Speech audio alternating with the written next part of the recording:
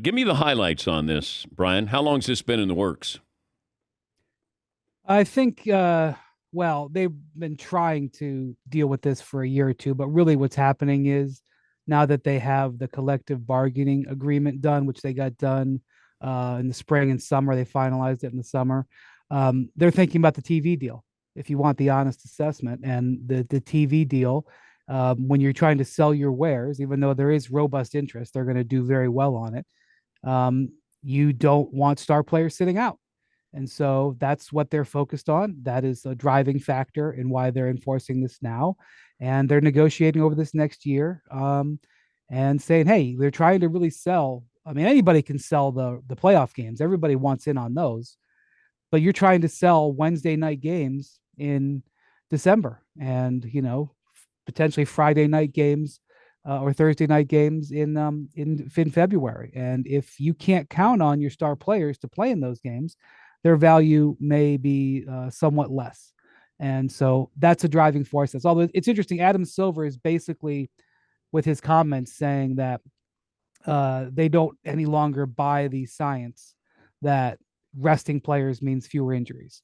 Um, I question whether or not he would say that if they weren't almost also negotiating a TV deal, but it is relevant that he said that. All right, how does it work? How does it work well? I don't know. Okay, how does it not work well? Well, here's the thing. What Adam was saying is that not only were healthy players resting, players who were not injured being, put on the bench for national TV games, but he felt that it was almost like a certain stature that you reached.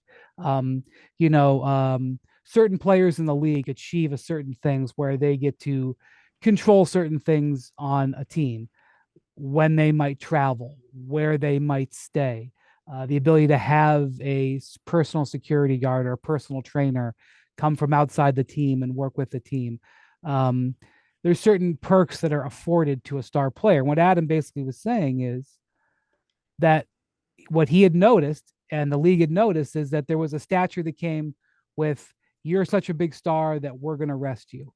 And he's just felt that basically he used the words that got away from them. And now, when you talk to players and agents about the resting thing, what they have said is that it's not the players who are going in and saying, "Boy, that knee is sore. Boy, my back is stiff. I'm going to take this game off." That it's the team that says, "Listen, we've been tracking you with our tracking software, and it indicates your load is 17% higher than desired, and so we're going to sit you tonight." And they hit the ping pong ball right back. So this is not being applied to players; it's being applied to teams. The fines that are in place are not going to go to the player; they're going to go to the team. So we'll see. It's possible that a team is like, we'll pay the fine to protect our player. And I mean, I think that's a trial and error that's going to be, examined throughout this season. Okay, but let's say Steph Curry has a sore hamstring.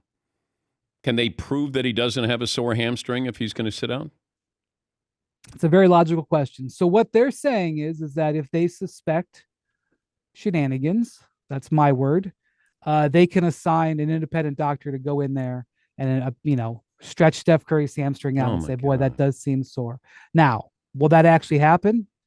No. But are you suggesting that we could see an increase in back soreness, or I remember back in when I first started covering the NBA, they would have to, you'd only allowed to have 12 players active at any one time, and you had to put the non-players on the injury list. So the guys who weren't playing, they would put on the injury list. Everybody in the league had Achilles tendonitis or knee tendonitis. So could we see an incredible increase in Achilles tendonitis? Yes, we could. In theory, though, uh, if the league suspects that you're you're not being honest, they could investigate it and fine you.